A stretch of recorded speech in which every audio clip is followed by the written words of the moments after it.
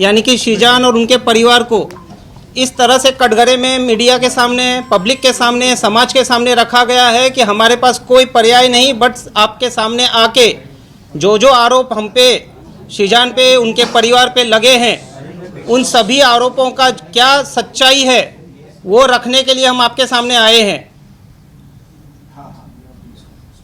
Main चीज़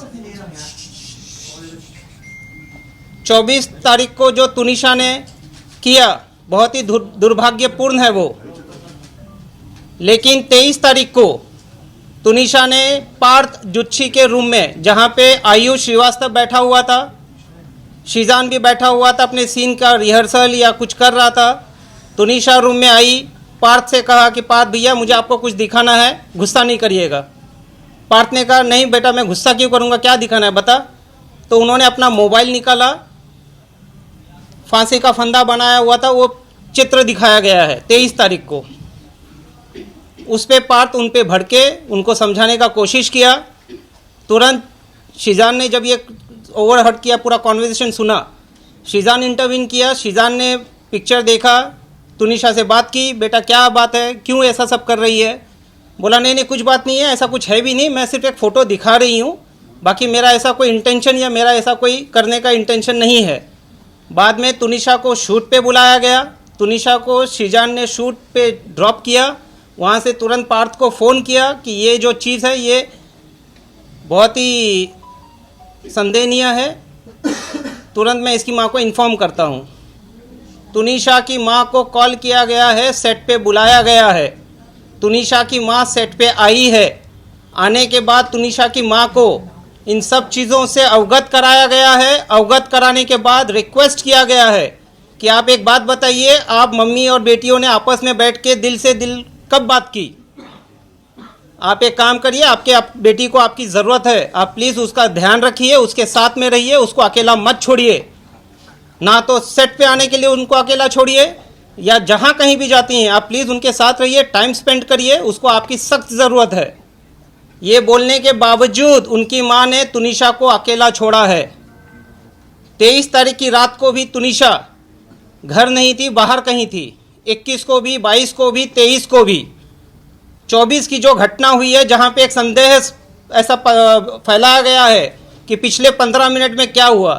पिछले 15 minute में तुनिशा और शीजान एक दूसरे से काफ़ी दूर थे। शीजान अपना शूट कर रहा था और तुनिशा अपने रूम में थी। उस समय शीजान से उसकी बात नहीं हुई है, उसकी बात किसी और से हुई है, जो पुलिस अपनी जांच कर रही है। जहां तक तुनिशा का ये सुसाइड का प्रकरण है, उसमें शीजान या उसके पूरे परिवार का दूर दूर तक ना तो कोई लेना है ना तो कोई देना है।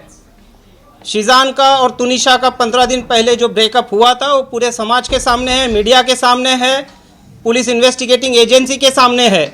उसके बाद उनके आपसी संबंध बहुत ही अच्छे थे।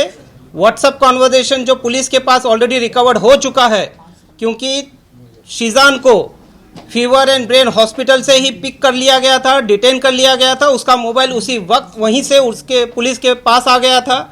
व्हाट्सएप में ऐसा कोई चीज़ नहीं निकल के आया है जहाँ पे शीजान या तुनिशा के बीच में किसी भी तरह का आपस में कोई मतभेद थे। वो दोनों लाइफ में मूव ऑन हो चुके थे, लेकिन बहुत ही अच्छे दोस्त थे। तुनिशा सेट पे सबसे छोटी थी, बाकी जितने भी एडल्ट कोस्ट एक्टर थे उनमें, जिस वजह से उसका ख्याल रखा जाता था। और शीजान का खुद का एक भाई 22 साल का ऑटिस्टिक है। हम खुद एक एम्पैथेटिक फैमिली हैं, हम काइंड फैमिली हैं। हमारे घर में ये सब चीज़ क्या होती है, एंजाइटी क्या होता है, पैनिक अटैक क्या होता है, इन सब चीज़ों से हम अवगत हैं और हम उन सब चीज़ों को संवेदन से देखते हुए उसका ख्याल रखते हैं। तुनिशा जितने वक्त हमारे साथ, हमारे परिवार के साथ या सेट पे रही है, वो हमेशा सुखी खुशी से रही है। जब भी हमारे साथ है, कभी दुखी नहीं थी वो। उनके माँ ने और उनके सो कॉल्ड पवन शर्मा, जो अपने आप को उनका मामा कहते हैं, पवन शर्मा तुनिशा के फॉर्मर मैनेजर थे और उनको उनके फॉर्मर मैनेजर के पोस्ट से निकाल दिया गया था 4 साल पहले, क्योंकि वो बहुत ही इंटरफियर करते थे, तुनिशा के ऊपर बहुत ही हार्श रहा करते थे वो। तो पवन शर्मा उनका दूर दूर तक किसी तरह का कोई रिश्तेदार नहीं है।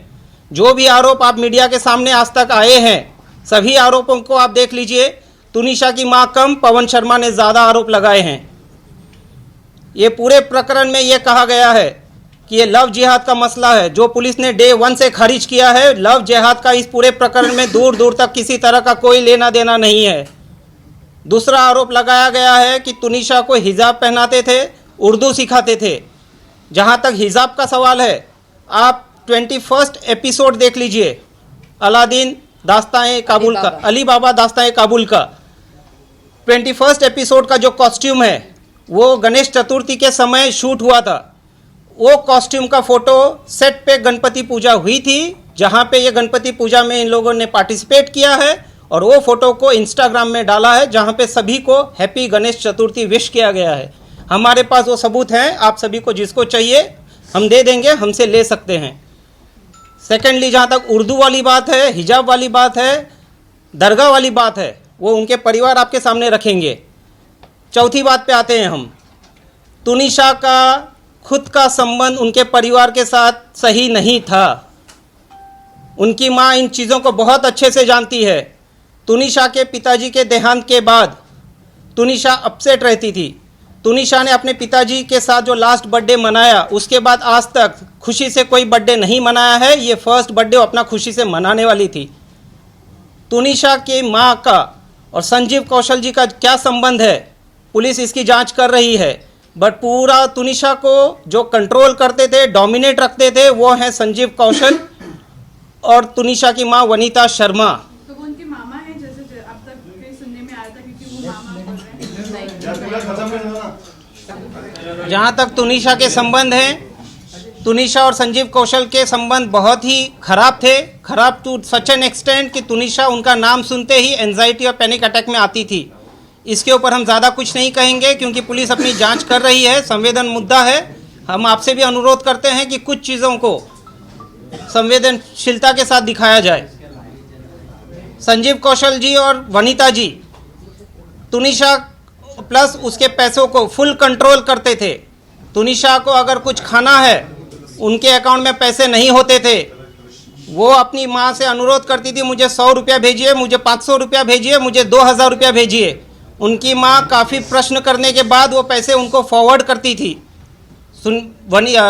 तुनिशा को पैसों के लिए उनके खुद के कमाए हुए पैसे होने के बावजूद उनके पास पैसों की काफ़ी कमी रहती थी। जहाँ तक उन्होंने एक आरोप लगाया है कि बहुत ही कीमती गिफ्ट्स मुझे दिए गए हैं।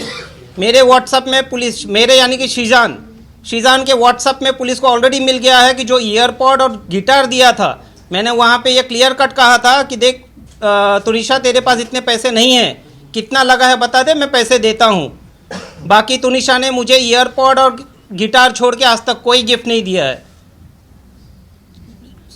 इसके बाद की बात, लॉकडाउन के थोड़े पहले मिस्टर संजीव कौशल आए थे बॉम्बे अपना किसी ट्रीटमेंट कराने के लिए। ट्रीटमेंट होने के बाद वो इंसिस्ट कर रहे थे कि तुनिशा को लेके चलते हैं चंडीगढ़। जो उनकी माताजी ने तुनिशा को बहुत फोर्स किया कि आपको बेटा चलना पड़ेगा तुनिशा। तुनिशा रिफ्यूज्ड, क्योंकि संजीव कौशल कौन है, क्या है, उनका क्या रिलेशन था, क्यों इतने हार्श होते थे तुनिशा पे, क्यों उसको डोमिनेट करते थे, कंट्रोल करते थे, क्यों उनका पूरा पैसे को कंट्रोल संजीव कौशल जी करते थे। इन सारे चीज़ों को लेके संजीव कौशल का नाम जैसे ही आता था, तुनिशा अपने पैनिक अटैक या किसी ना किसी एंजाइटी में चली जाती थी।